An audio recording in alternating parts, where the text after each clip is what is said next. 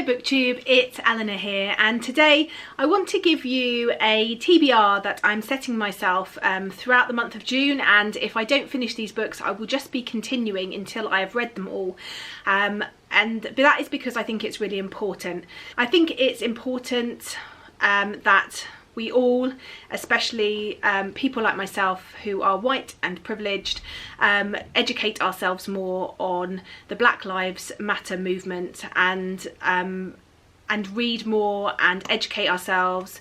I've been having long conversations with my daughter about George Floyd and the things that are going on and why people are protesting, and I'm very lucky to live in an area I feel that people are proactive in having discussions. I've already had an email from my daughter's school with a list of books that they suggest we read to our children, to inform them, to talk about racism, to educate them from a young age. We've always spoken to Matilda about injustice and about racism, and hopefully we're bringing her up in the right way, but I just think there's still more to be done and there's still more to talk about and more to share. So I am planning on educating myself more by reading mainly non-fiction, but there is some fiction in there, books written by Black authors about the Black experience. So I wanted to share my TBR here, and I will be talking about these books as and when I read them, sharing my thoughts on them and reviewing them as always. And I'm adding that onto my my Book Buddyathon TBR, because although Book Buddyathon was formulated and sort of come to fruition, if you didn't know, that's my readathon that I'm running in June, there's only 5 books on that, and also sometimes there's more important things in the world. So these are the books that are going to be taking priority. If you follow my Instagram, you may have seen this one on there already, and that is Solitary by Woodfox. I started this one this morning. I'm about 20 pages in and I'm already fully engrossed in the writing style of this and the life of young Albert Woodfox. We follow him from his youth in New Orleans and what that was like for a young black man, and what life was like for him, and we follow it all the way through, I'm assuming, until his release. I don't know much about his case at all. I'm trying not to read too much. I like to, with books like this, I like to read the book and then I like to go down the rabbit hole of researching and reading more behind it afterwards.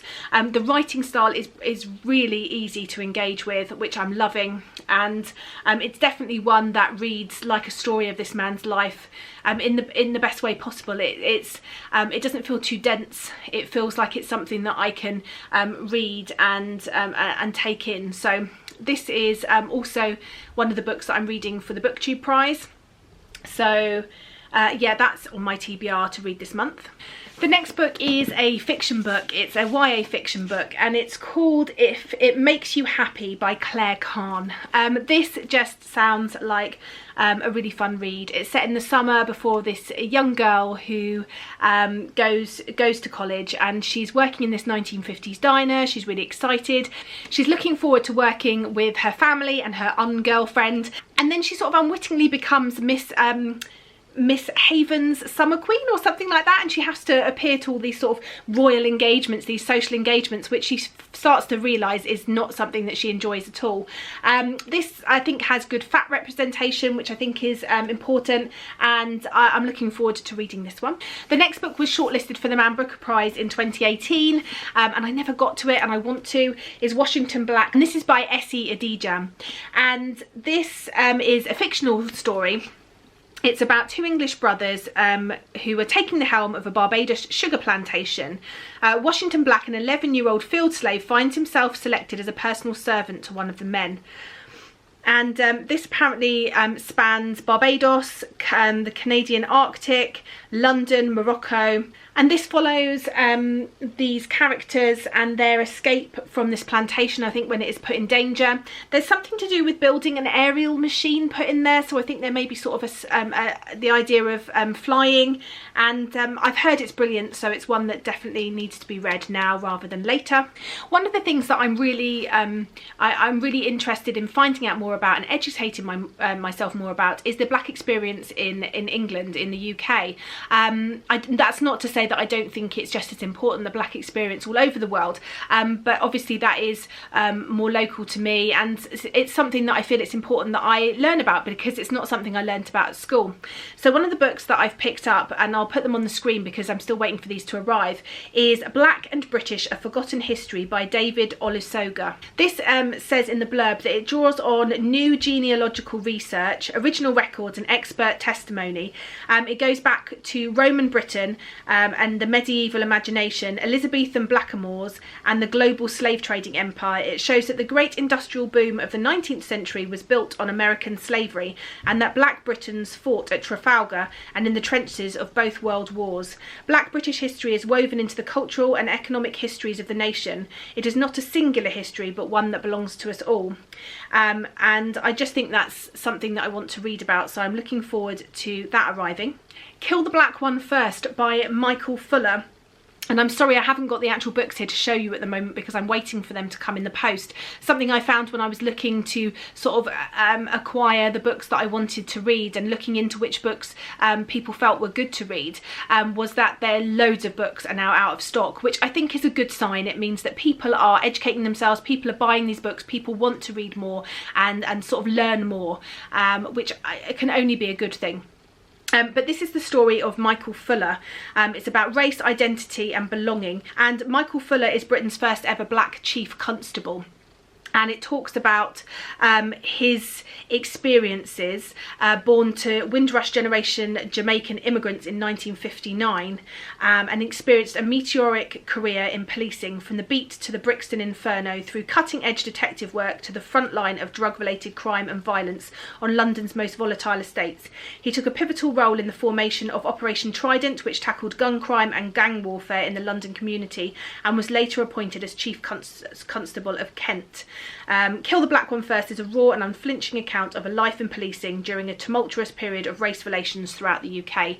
So I'm really pleased I managed to get hold of that one. A book that I've wanted to read for ages is the graphic novel March. I've ordered myself the box set of this. I think it comes in 3 books. And this is about the civil rights movement, specifically through the eye of one man, John Lewis. Now, I think there's a lot of talk out there at the moment about how it's not enough just to say, well, I'm not racist. We need to be anti-racist. We need to be promoting anti-racism. We need to be taking a stand and speaking out. And this book really calls to that idea. It's called How to Be Anti-Racist by Ibram X. Kendi.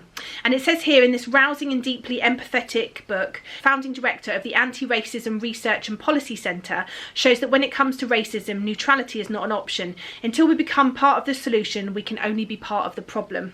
Using his extraordinary gifts as a teacher and storyteller, Kendi helps us recognise that everyone is at times complicit in racism, whether they realise it or not, and by describing with moving humility his own journey from racism to anti-racism, he shows us how to be a force for good.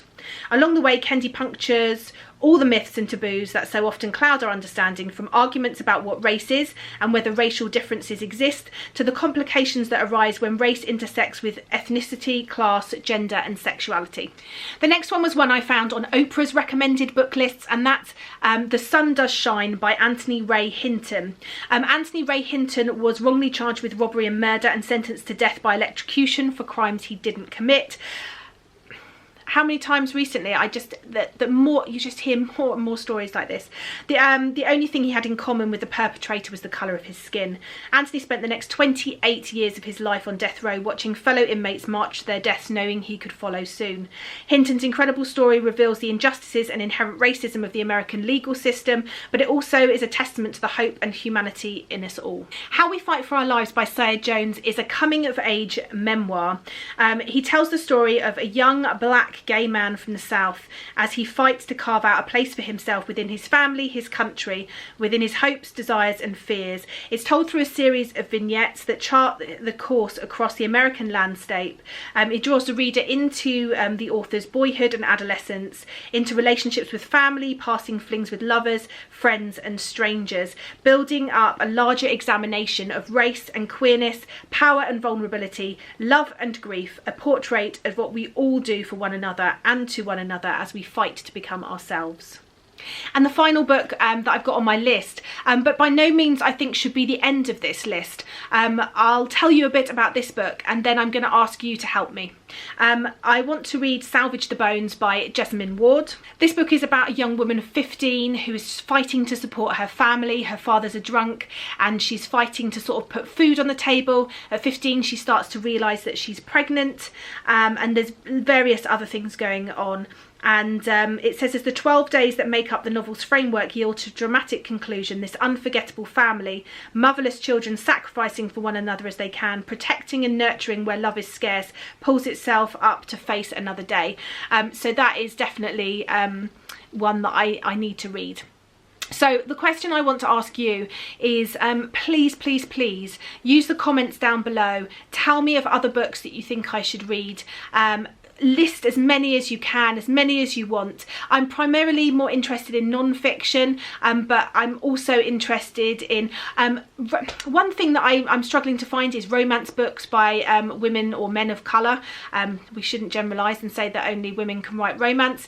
I'm interested in black authors who have written romance books, but also mainly non-fiction books. I'm looking to sort of educate myself on the history and looking into racism and looking into the black experience. So yes, please use the comments to help educate me and list some of them down below. Anyway, that's what I'm going to be reading, and I look forward to sharing my thoughts and about these books with you in due course. Bye for now, BookTube.